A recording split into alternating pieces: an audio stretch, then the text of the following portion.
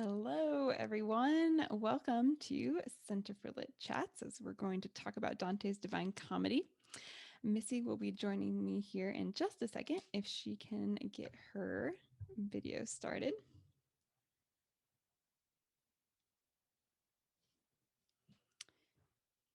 Waiting. There you are. I am. Hi. How you doing? Good. How are you? I'm doing great. Good to see your face. Yeah, good to see you too. Second time today. Second time today. Today is a big being in front of a microphone day for me. So Is it? I Did basically you haven't left this seat. How did your class go this morning? Oh, it was great. I am doing a Gary Schmidt class for junior hires, and we talked about Anson's Way today. So Oh, that's an obviously it was awesome book. wonderful. Yes, I remember reading that book as a family, and we were passing it from person to person, and it was Calvin's turn to read at the climactic moment, and he just kind of choked up and handed the book to me. I remember hearing about that. That's so good. That's pretty awesome. Well, we're here today because you recently published to our Pelican Society membership a new teacher guide, which is something that people are always asking us for new teacher guides. And we finally got one on the website for Dante's Divine Comedy. And as if you didn't deliver enough with just a new teacher guide, it is a long, like 50-page document on That's a lot. Dante's Divine Comedy. It's one of our longest teacher guides ever. And it's super exciting. It was so much fun to read it myself as I got to edit it. And since it's on the brain, we thought we would get you here to just chat with us about it. Are you down Wonderful. for that? Yeah, I'm down for it. Let's do it. Sweet. Well, it's funny because Dante is kind of a hot topic right now, oddly enough. Isn't There's that funny?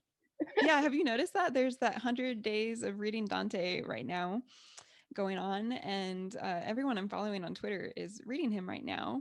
But if I remember correctly, you aren't jumping on any bandwagons here. You've been working on this for quite some time. Yeah, so I think I started this teacher guide about 2 years ago. Wow. Yeah. We're That's trying to put crazy. out a collection of teacher guides on the epics. And this one was epic in the making. It's finally done, though. We're going to make you talk about it one last time. I'm glad to talk about it. I grew to love him. So I already, I was familiar with Dante from working on him in college. But then I worked on him again with my master's degree. And then this is my third touch with Dante. And that doesn't make me any kind of an expert, but it has just through familiarity, rubbing shoulders with him over and over again and rereading. I've grown to really love the man. Yeah. Well, I Yeah. am excited to talk about that because I have to admit, I can't believe I'm going to admit this in public, but I am a bit of a Dante skeptic. So I need my love for Dante to be reinvigorated. Okay. Okay. Well, let's see what we can do here. Well, I wanted to start with a couple of just practical questions before I have a couple of like fun, juicy thematic questions for you. But just because it is a teacher guide Mhm. in which we're trying to model Socratic discussion, the idea is that teachers in the classroom are going to be using this guide. And Right. so, my first couple of questions for you are more on that classroom side of things. And the first question is there's just a plethora of translations out there in the world of Dante. I know the one that I read in college isn't even your favorite one. So, I wanted to ask you what you think A, the best one to use in the classroom is, and B, which is your personal favorite. And are those two the same? Well, my personal favorite is the one that I use in the classroom, and it's Dorothy Sayers' translation. It comes in three books, three separate books. But I really prefer it because A, she preserved the meter. The whole work was originally done in terza rima, that interlocking rhyme scheme that goes like A, B, A, B, C, B, C, D, C, and so on throughout the entire epic. So all of those are end rhymes, right? She preserved that, which is really hard to do when you're translating into English because English doesn't use inflected endings like the original Right. Italian does, right? I think that was very creative of her, and it reads really beautifully.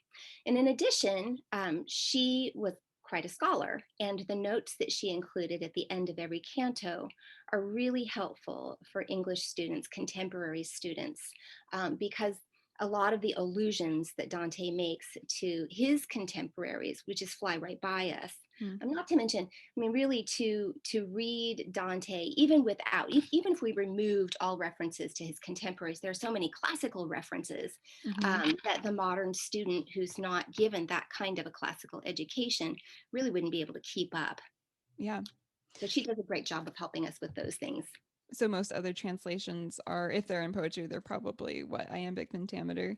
Yes, a lot of them are in iambic pentameter. And a lot of people they just kind of jettison the attempt at retaining the poetry and they just do a prose translation. I read Charles Singleton's 1975 translation. He was a Dante scholar and it was entirely in prose.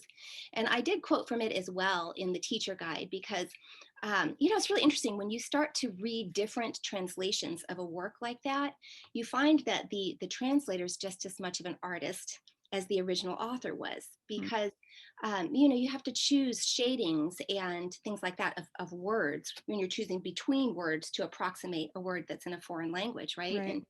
And the word you choose can really have some sort of bearing on the reading that you would give a particular passage. So every now and then I preferred Charles Singleton's reading of a passage to Dorothy Sayers. So you'll find that I go back and forth between those two. Interesting. What was it like reading it in prose? Does it lose anything? I mean, obviously the poetry, but Yeah, it loses the poetry. It's not quite as melodious, but the story remains, and the story is very colorful. Sometimes reading it, I think, in prose it can remove a stumbling block between the student and the author because some students are really intimidated by poetry. I personally think the poetry only adds to it, but Charles Singleton's translation is very readable. it just keeps to the narrative. Yeah, and I would also recommend going back to Longfellow's translation. Did you know that Longfellow, his work on the comedy is what brought the work into the modern canon? Before him, it was very uncommon for a work that was not composed in Latin to be considered worthy of study at the university level. But because of Longfellow's reputation and his academic work in translating the comedy, it was brought into the Western canon, and probably why we read it today. So I'm really super grateful. interesting. Yes, yeah. Well, what time in a student's career do you think is the right time to introduce them to Dante? It's since you're saying it is one of the more difficult works to first approach. It do you do? I'm just kind of interested in your whole approach. Do you do all three books in high school? Do you just do one and say, well, actually, maybe this is for later in life? Sure. Yeah, I think that's an interesting question. I guess it depends on what you mean by introduce. If you mean read, certainly it's a high school endeavor. Maybe better a college endeavor, right? But to read for a first time in high school or to read in it for the first time in high school, I think is a nice way to whet the appetite of the reader. But there are some entry level works that involve the comedy. For example, Gustave Doré, artist that worked in, is it woodcuts or some sort of engravings. He did an entire series on the comedy, and they're beautiful illustrations of the work itself. That would form a very nice introduction. You could leave it on your coffee table, and as your kids grow up, they could thumb through it and become acquainted with general storyline. The pictures are very engaging. So that would be a nice entry level into the work itself. In high school, I think most teachers assign the Inferno. Yeah. I have a friend who teaches in classical schools, and I went to college with him. He says, "Isn't that so perverse? All they do is they assign the Inferno. How perverse of them!" And it's true. It is somewhat perverse. And I will say that even in my introductory course in college, intro to Western literature, we read the Inferno only. And it wasn't until I was working on my master's degree that I read the comedy in its full. Oh my goodness. And I think I agree with my friend. I think it is perverse to leave students there.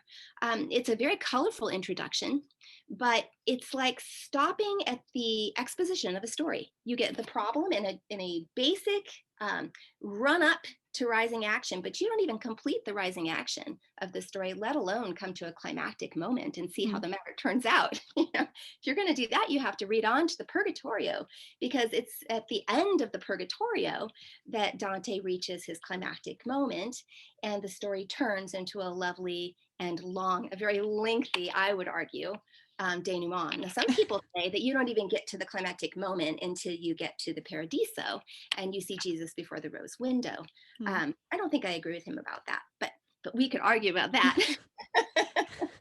So you're advocating for all 3 books in high school. You're going to make us all try to fit in all 3 books. There you go. That's why I say it really does depend on how much time you have, because I think that the best that you can do is introduce students to Dante, because even Dante scholars read Dante over and over and over again.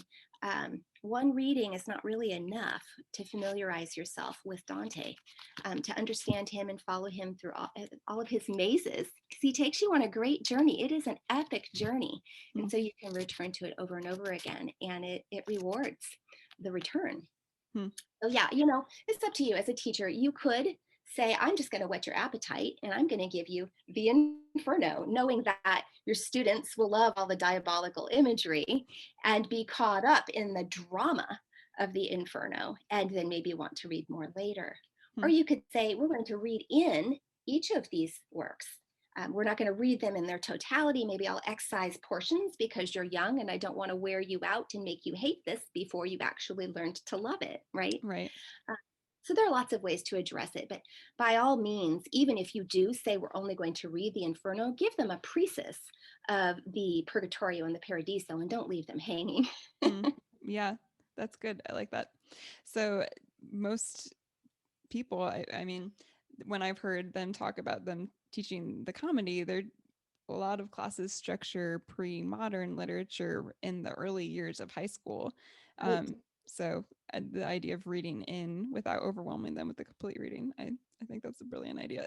I had a professor in college who would always say, okay, this is a survey class. And so there are limitations, time limitations, that we have to work within. So it's not appropriate, it's not feasible to consider that we're going to read all of these epics all the way to the bottom.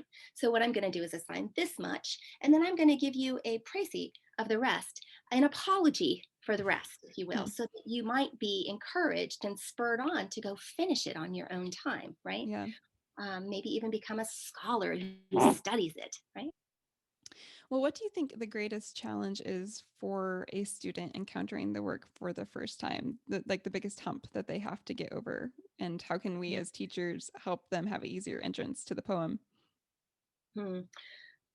Well, obviously the abundance of allusions that I mentioned earlier, because Dante peppered his story with people that actually lived and breathed in his own time. And we didn't live then. For contemporaries of Dante reading this, they would have recognized a lot of the personalities within the pages of the story, but we modern readers actually have to rely on the footnotes and the endnotes that other scholars have been able to work out for us in order to understand these allusions and follow his train of thought. So that definitely represents a bit of a stumbling block for students. In addition, there are a lot of political undertones in the epic. Dante was very involved in political factions in Florence, his hometown.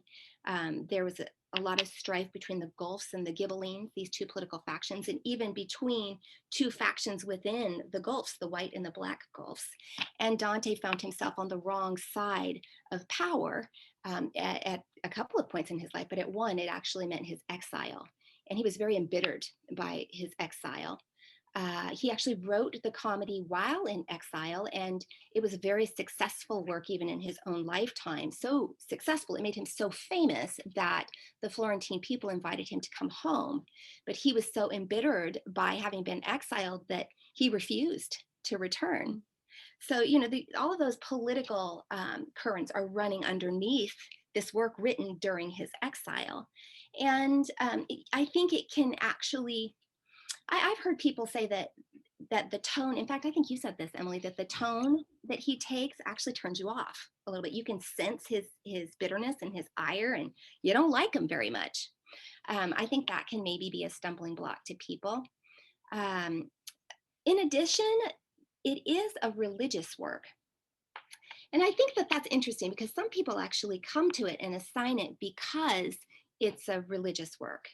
Others go into it and they're a little turned off by the heavy religious overtones, and still more are confused because they open the pages expecting a religious treatment and they get ire and Mm. bitterness, right? And in addition, they find popes in hell. What's this? Right? Right. Without the footnotes, they would misunderstand and they would believe Dante to be an enemy of the church instead of a friend of the church, perhaps, right? I think the fact that it's steeped in medieval scholasticism, um, very Catholic doctrine, can be a bit of a stumbling block, in particular for non Catholic readers. Mm. Um, but all of those things I think are worth wading through. The more you read, the more accessible Dante becomes because his own voice rises to the surface. And you start to realize that though history divides us, though the politics of our own day are different, that he was a man like any other, that he struggled with things like politics, with bitterness, with lusts, with violent thoughts and ambitions and wrath.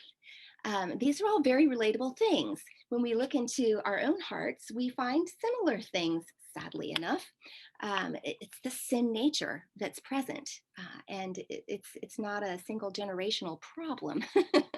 So once you've spent some time rubbing shoulders with Dante, you're forced to concede a likeness between yourself and him. Mm. And if not Dante in particular, certainly the other shades that you meet in the pages of his story. So you're anticipating one of my questions, in which threw myself under the bus in writing to you and said, I often come to this work and feel like I'm reading the rantings and judgments of an embittered old exile. Right. And here we are. He has placed it on his shoulders to put I've decided, me, Dante, as a man in the world, that I get to decide who's in hell and who's in Right. purgatory and who's in paradise. So Right. it sounds like you're suggesting that even that impulse might be part of the universal nature of his work. I think so. Absolutely. Don't we all want to judge ourselves, one another, the world? That's what Dante's doing here, trying to make sense of it all. You know, there's, on the one hand, there's the dark underbelly of the sin of judgment. And on the other hand, there's a man who's really trying to wrestle both with his own sin and with the sins that have been perpetrated against him, to make sense of things and to find his path, which he admits at the outset of the story that he has lost midway through the journey of his life. He Mm. finds himself in a dark wood because the right way has been lost. And as he's trying to climb up this mountain to try to reach God and goodness, he's beset by these beasts. And the beasts are the lion of violence and the leopard of fraud and a she-wolf, right? Who is spreading dissension among other people, right? And those three beasts beset him on the way, and he can't get around them. That is, his sins, allegorically presented by Dante, are standing between him and his object, and he can't go around. He's pushed back down the mountain, right? He's weighed down and beset, and he needs deliverance from the outside. He Mm. needs help from above, and help comes in the shape of Beatrice's messenger, Virgil. And it's her loving condescension that eventually sets his feet back on the proper path and redeems him. Well, you bring up another big issue of the piece, obviously, which is Beatrice and the question of chivalric love and Yeah, yeah. Dante's strange obsession with this woman that wasn't his. Right. Can you explain this to us? What is Dante's vision of chivalric love, and um, to what extent is he on to something, and to what extent is this just kind of creepy? I think it's really interesting when you read biographical things about Dante, you will find Beatrice. She was a woman that he never married. In fact, he didn't know her very well. He loved her from afar. He saw her as a young man. She actually married someone else, and she died of plague relatively young. So this was an unrequited love, and So an idealized love, right? If he had gone on to marry her, he would have discovered her warts and her sin nature and all of those sorts of things. But because he only ever saw her from afar and knew of her beauty, knew of her kindness, knew of her gentleness and her goodness, right? Those things were preserved forever in his mind and heart. And he found them very ennobling. Um, he wrote many things to her throughout the course of his lifetime, and he contended that her goodness actually spurred him on to know God and to become a better man himself. And this is really the concept of chivalric love. If you think about chivalry, the medieval chivalric code of honor and things like that, there's always, it kind of hinges on both the honorable code of conduct for the knight, and also the lovely lady that he does all things in the name of, right? It's that similar kind of concept going on here, that in some way Dante felt that human romantic love, not sexual love, but the romantic love, the unrequited love from a distance, had the power to elevate an individual's heart and call him up toward God. And that's exactly what you see within the pages of the comedy, right? First, she condescends because he has been her patron. He has loved her all his life and revered her memory even after her death. And so she comes to him from the heavenlies, right, where she's been beatified because of this reverence that he has for her, and she condescends to come and try to help him find the right path again. And for him, the only way out is through, right? He's got to go down to go up, and so he descends into hell. And why does he go there? Well, this journey is designed to acquaint him with the nature of sin, in the hopes that in understanding the nature of the shades, he will find his own nature present there, will understand himself to be a sinner, and will eventually indeed confess his sins and be forgiven. Right? The idea of sin is everywhere in the Inferno itself. And as we see these shades, we find a kind of definition of sin growing descriptively throughout the pages of the Inferno. And from Dante's lips, it's largely a perversion of love. That sin is either loving the wrong things or loving the right things the wrong way. That is loving disordinately. Well, this is one of the Because, questions I wanted to ask you, because you claim mhm, in the teacher guide that the Divine Comedy is a love story in 3 acts. And I can hear you yeah, coming to answer this question, but the question is obviously the first part takes place in the Inferno, hell. There's yeah, no hope yeah, for redeemed souls. The second part in Purgatorio, and while there is a chance for redemption, it still seems fairly uh, what's remote. cruel, I guess. I don't know. I can't come up with a fancy word for it, Absolutely. but um Yeah. what how explain yourself. How is this a love story? Well, as I've already mentioned, the entire journey begins as a rescue attempt by the woman that he loves from a distance all his life, even from beyond the grave, right? She comes to him to save him, and she sends as her advocate someone that he already knows and loves and admires, and that would be the poet Virgil. And Virgil becomes his guide. So the very journey itself is representative of a loving and a gracious act, a condescension. Um, then the study of love throughout book 1 and book 2, that is Inferno and Purgatorio, and then clear on into Paradiso, is the nature of sin and love. That is sin and redemption, right? That the sin itself, as I was saying, is a perversion of love, that it's either loving the wrong things or loving the right things disordinately. And people talk about disordered loves a lot when they're talking about Dante. And usually it just blows past students, are like, disordered loves. Wow, that sounds fancy. What's that? But really, the concept is that God created all things. And so all things are in their basest state, in their base is the wrong word, that implies something negative. In their fundamental state, God pronounced them good. So every good gift comes down from God. That's what we're told in the scriptures. And Dante is understanding the world in that way. It's when we begin to worship the thing or the gift rather than the giver of the gift that we run into some trouble, because idolatry ensues, right? Mhm. So what we have here as we go through the Inferno are cases in point, people that have loved things or gifts more than they've loved the giver, and thus the gift itself has become perverted. So, for example, lust is a perversion of appropriate love, and it's usually predicated on self-love, which is love that's turned in on itself instead of outward toward others, right? Love that seeks its own instead of love that seeks the other's good, as God's love does. We get those people that are the gluttons, right, who are lying in a pool of filth and vomit and an acid rain all their lives, um, because they've loved the gift of food rather than the giver of food. And so food has become an idol.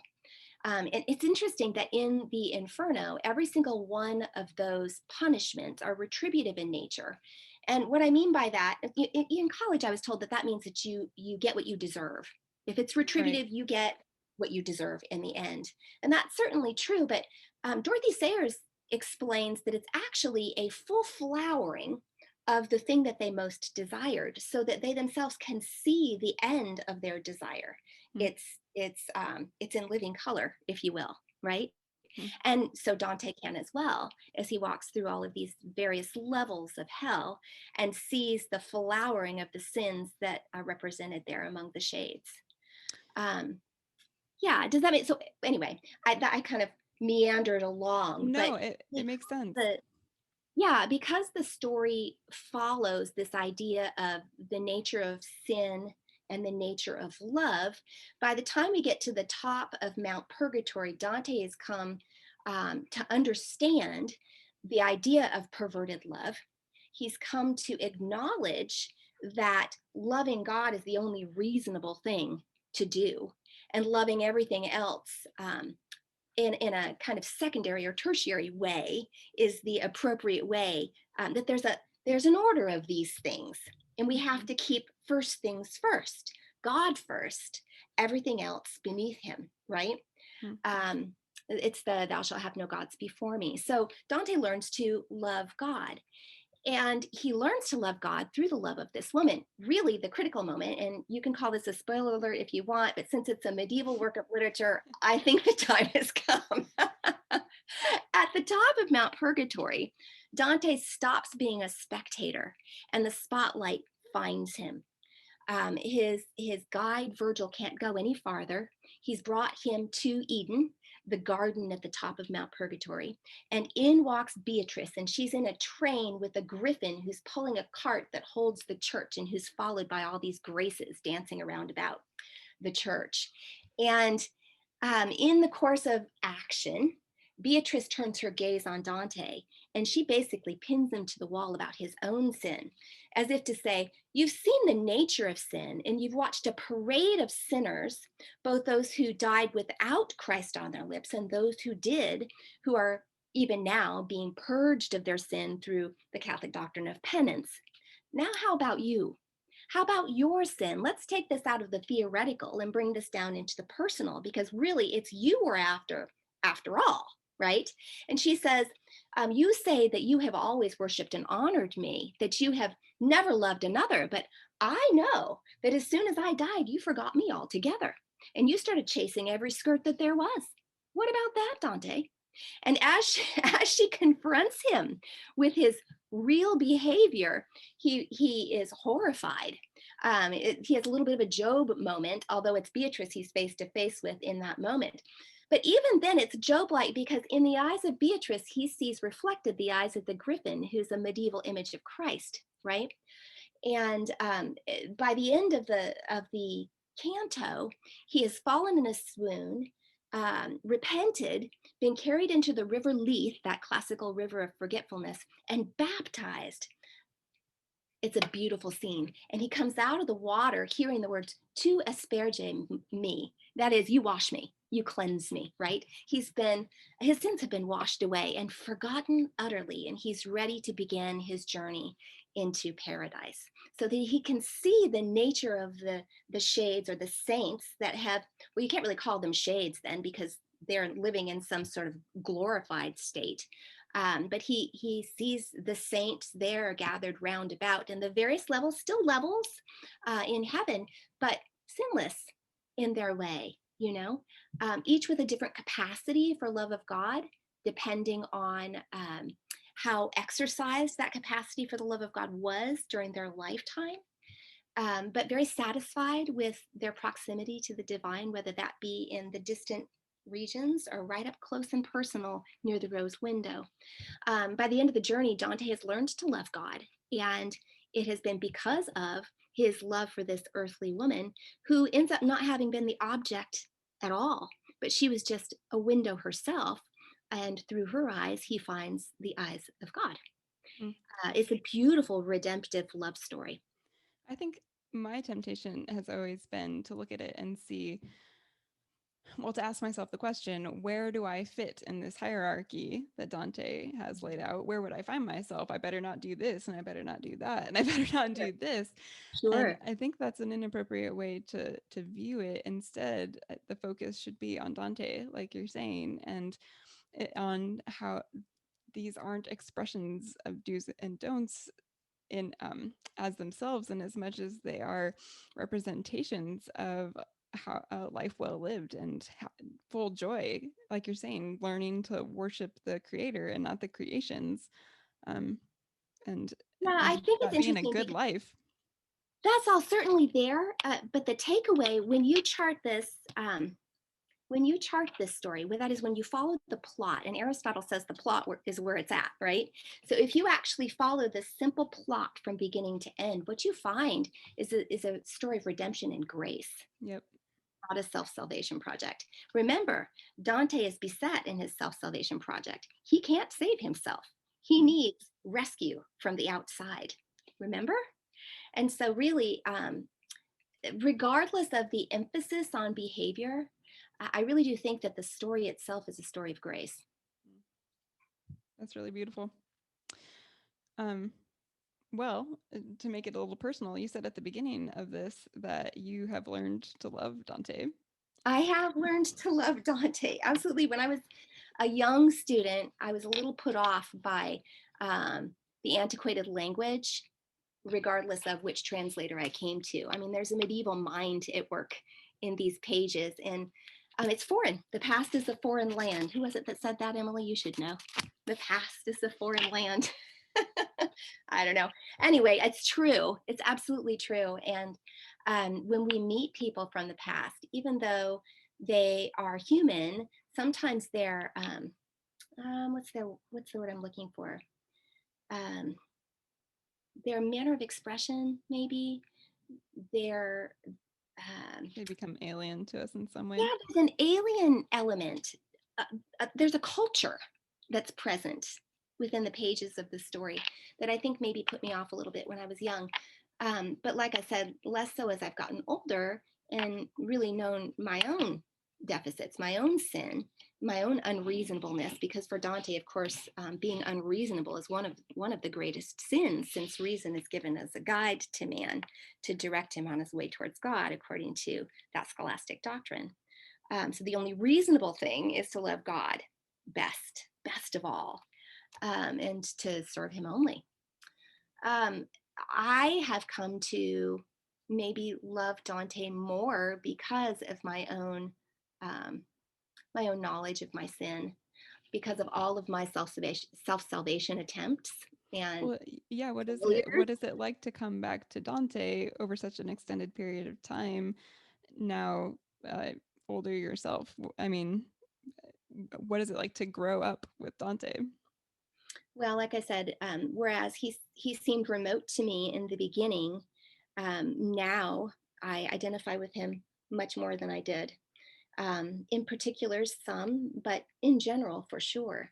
Um, I recognize my own need for a rescue from the outside, and have gotten really weary of trying to climb the mountain on my own steam, if you will. I've gotten very lost in dark woods of my own.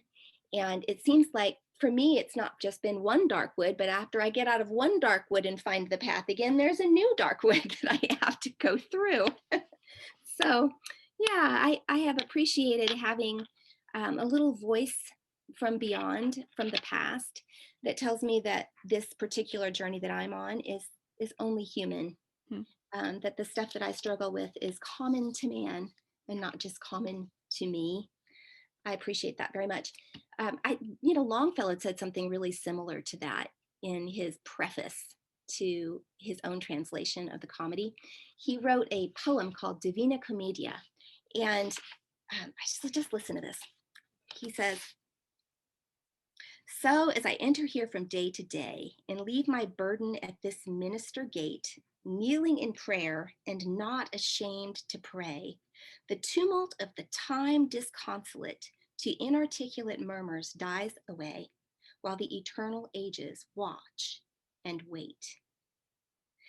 As he goes in to kneel in this cathedral that Dante has built of words, which is what he regards the comedy to be, he finds that his own time and all of its troubles kind of fades away to this distant murmur, and the central things in life, the common things between then and now, they merge together. And the rest of the poem really is centered on the thing that matters, the only thing that matters in life, which is learning to love God properly. He finds in the poem the voice celestial that begins with the pathetic words, "Although your sins as scarlet be," and ends with, "as the snow." And I think that's what I found too. I think that's so very encouraging. It's beautiful. I recommend the poem to you as well. It's and lovely. it is included in our teacher guide. It is included in our teacher guide, absolutely. Well, I'm about to ask you just a silly question. And while I do so, I want to invite those of you who are listening in to ping us with questions if there's anything that we haven't covered that you want to talk about. And go ahead and do that while I ask this ridiculous question, which is, who did the Christian epic better, Dante or Milton? Oh, well, I know the right thing to say in this podcast would be Dante, but I'd have to say Milton. Well, explain yourself. Okay.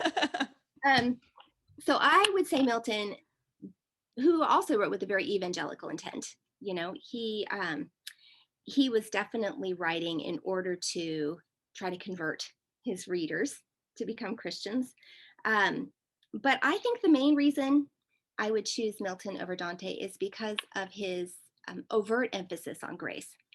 You said that when you read Dante, you got kind of caught up in the weeds, and it was difficult for you to find the grace. You just saw law over and over again, a bunch of rules, right?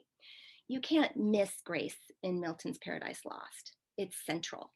In addition, Jesus, the person of Jesus, figures very prominently in Paradise Lost.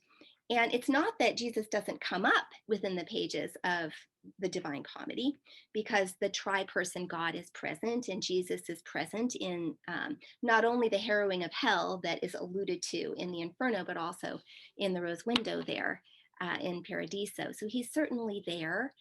Theology is certainly there, but the person of Jesus as an actor on the pages of the epic, it's just more readily available within Paradise Lost. Not only that, but Milton was a Protestant voice. He was a Puritan, actually involved in the Roundhead Revolution. He was a follower of Oliver Cromwell and his gang, and was actually a member of his cabinet. And that got him into a lot of trouble later when Charles was restored to the throne. Common theme between the two epic poets. Yeah, I guess that's true. Yeah, they both had some political enemies, but yeah, I appreciate those Protestant overtones that I find. So is he next? Is he your next teacher guide? Well, if we're really gonna put out a complete teacher guide of epics, I guess I'd have to do that one next time.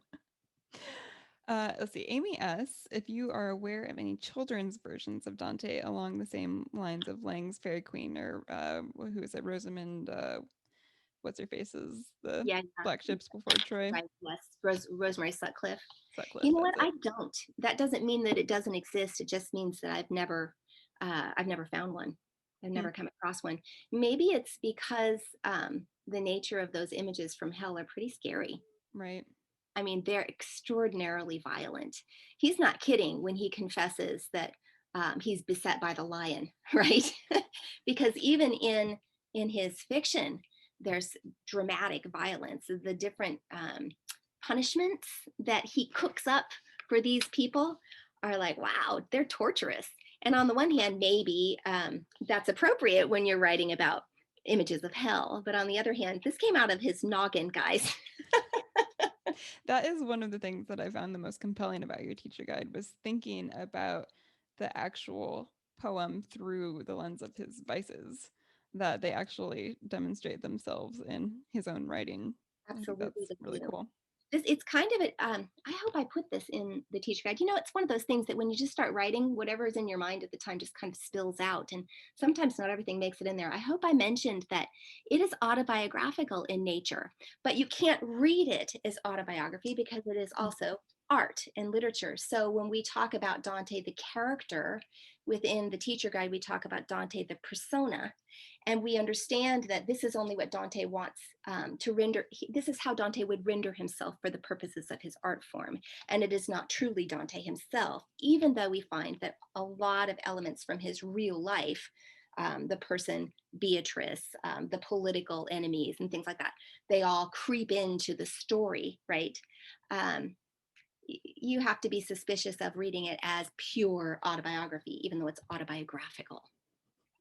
I am Amy is saying new life goal, right? A middle grade version. And I'm imagining, isn't there some picture book of ways to die with the letters Oh of the yeah. alphabet? Like F is for Fanny who fell down the stairs or something like that. That's how I'm imagining it going. Oh, maybe a graphic novel. Yeah, that would be really, really fun. Let's see. Sean asks the author of the poem you just read, and I'm gonna add that. Why don't you give us the title of the poem as well, if Oh, it's it's called readily Divina available? Commedia. Here, I can actually, will you lose me if I pull it up, Emily? No. Okay, hang on 1 second. And I will read it to you. It's a lovely poem. Do we have time? We are on your schedule. Well, you know me, I'm always up for reading a poem. It's Divina Commedia by Henry Wadsworth Longfellow, and you'll find it in the preface to his translation. And it goes like this. Oft have I seen at some cathedral door a laborer, pausing in the dust and heat, lay down his burden, and with reverent feet enter and cross himself, and on the floor kneel to repeat his paternoster o'er. Far off the noises of the world retreat. The loud vociferations of the street become an undistinguishable roar. So, as I enter here from day to day and leave my burden at this minster gate, kneeling in prayer and not ashamed to pray, the tumult of the time disconsolate to inarticulate murmurs dies away, while the eternal ages watch and wait. How strange the sculptures that adorn these towers, this crowd of statues in whose folded sleeves birds build their nests, while canopied with leaves, parvis and portal bloom like trellised bowers, and the vast minster seems a cross of flowers. But fiends and dragons on the gargoyled eaves watch the dead Christ between the living thieves, and underneath the traitor Judas lowers. Ah, from what agonies of heart and brain, what exultations trampling on despair, what tenderness, what tears, what hate of wrong, what passionate outcry of a soul in pain uprose this poem of the earth and air, this medieval miracle of song. I enter and I see thee in the gloom of the long aisles, O poet saturnine, and strive to make my steps keep pace with thine. The air is filled with some unknown perfume. The congregation of the dead make room for thee to pass. The votive tapers shine. Like rooks that haunt Ravenna's groves of pine, the hovering echoes fly from tomb to tomb. From the confessionals, I hear arise rehearsals of forgotten tragedies and lamentations from the crypts below. And then a voice celestial that begins with the pathetic words, although your sins as scarlet be, and ends with, as the snow.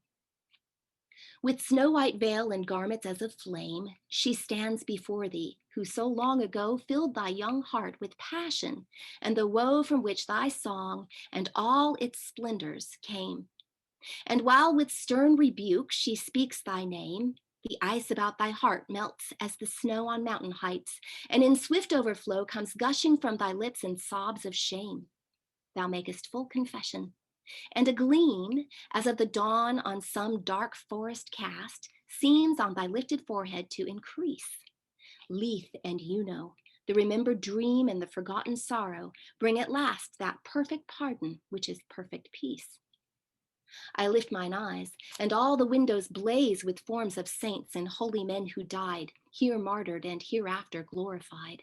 And the great rose upon its leaves displays Christ's triumph, and the angelic roundelays with splendor upon splendor multiplied. And Beatrice again at Dante's side no more rebukes, but smiles her words of praise. And then the organ sounds, and unseen choirs sing the old Latin hymns of peace and love and benedictions of the Holy Ghost. And the melodious bells among the spires o'er all the housetops and through heaven above proclaim the elevation of the host. O star of morning and of liberty, O bringer of the light, whose splendor shines above the darkness of the Apennines, forerunner of the day that is to be, the voices of the city and the sea, the voices of the mountains and the pines repeat thy song, till the familiar lines are footpaths for the thought of Italy.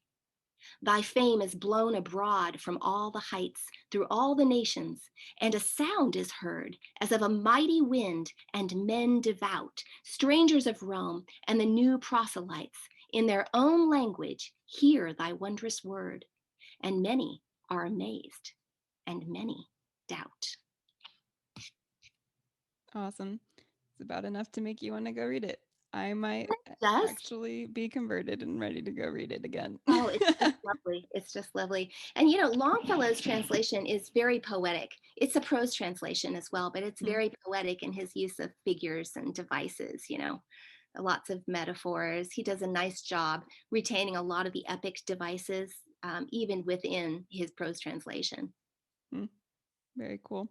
Well, thanks for stopping to chat with me about this Yeah, you today. And bet. for those of you hanging around, if you are a Pelican Society member, the teacher guide, all 50 pages of it, is available inside of our membership. If you're not a member, it's a great reason to come in.